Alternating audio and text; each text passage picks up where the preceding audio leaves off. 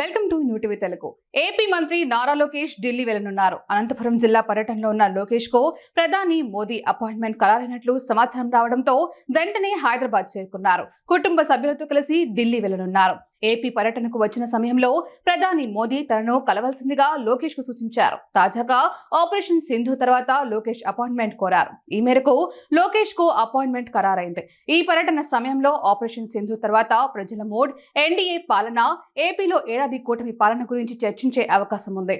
లోకేష్ కు పార్టీలో ప్రభుత్వంలో ప్రమోషన్ గురించి చర్చ జరుగుతోంది. కొద్ది నెలల క్రితం పవన్ తో సమానంగా లోకేష్ కు డిప్యూటీ సీఎం హోదా ఇవ్వాలని టీడీపీ నేతలు ఓపెన్ గా చేసిన వ్యాఖ్యలు రాజకీయంగా చర్చగా మారాయి. పవన్ అభిమానులు ఈ ప్రతిపాదనపైన ఘాటుగా స్పందిస్తూ పోస్టింగ్స్ పెట్టడంతో వివాదంగా మారింది.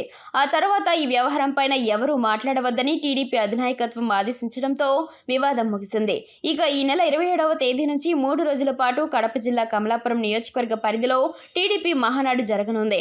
ఇందుకోసం భారీగా ఏర్పాట్లు చేస్తున్నారు. ఈ సమయంలోనే ప్రస్తుతం పార్టీ ప్రధాన కార్యదర్శిగా ఉన్న లోకేష్ కు వర్కింగ్ ప్రెసిడెంట్ పదవి ఇవ్వాలంటూ తీర్మానం ప్రతిపాదించగా ఆమోదించే అవకాశం ఉందని పార్టీ వర్గాల సమాచారం.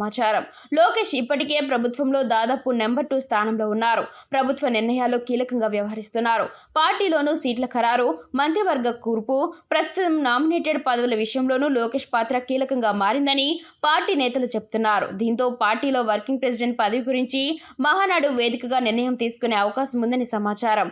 పార్టీ పదవుల విషయంలోనూ ఎవరూ 2 సార్లు కంటే ఎక్కువగా ఒకే పదవిలో కొనసాగకూడదనే లోకేష్ ప్రతిపాదనకు పార్టీ పాలిట్ బ్యూరో ఆమోద ముద్ర వేసింది. దీంతో ఈ పరిణామాల నేపథ్యంలో ప్రధానితో భేటీ, పార్టీ మహానాడులో లోకేష్ పదవిపైన జరిగే నిర్ణయాలపైన టీడీపీలో ఆసక్తికర చర్చ సాగుతోంది.